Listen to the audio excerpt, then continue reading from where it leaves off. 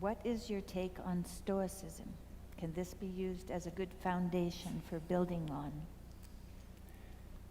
Yeah, well, I don't know that much about Stoicism, you know. I mean, I know that it's an ethic of endurance and willingness to bear responsibility and to make sacrifices. And I think part of the reason that there's been somewhat of a movement online in the Stoic direction and a resurgence of interest in Stoic philosophy is because it's pretty much exactly the opposite of every philosophy you ever hear about anywhere now.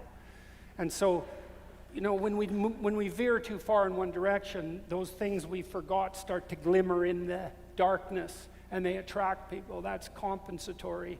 So one of the things the psychoanalysts pointed out is that, you know, someone wrote me the other day, oh no, I answered this question online.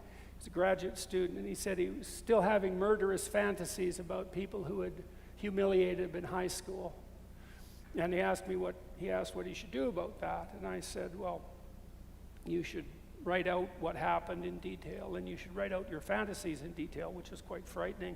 And then you should try to see if you can give the devil his due. Like, the fact that he's having murderous fantasies still means that there were lessons to be learned embedded in that humiliation that he has not yet integrated, and the fantasies are manifesting themselves as a sign of that.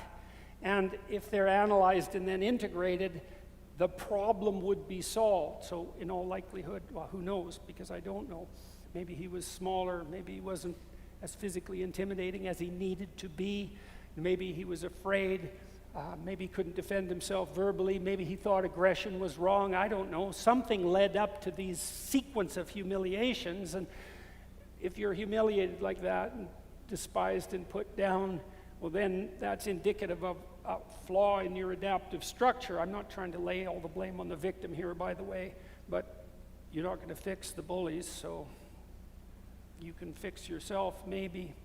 And the fantasies come up as a compensation, so they're very aggressive and violent. It's because he's way too peaceful and meek.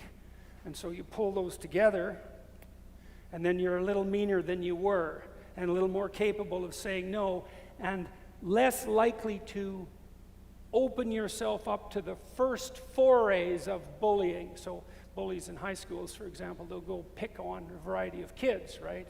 Just a little prod, and some kids will react too much, and then all the bullies just zero in on that kid.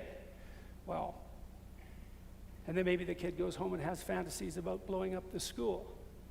Well, the Stoicism, it's a compensatory fantasy in some sense, you know, because everyone's concerned about rights, and everyone's concerned about about being a victim, and about being merciful and all of that, and that's not enough. So a compensation emerges and attracts people to it. And maybe that'll be helpful to people. So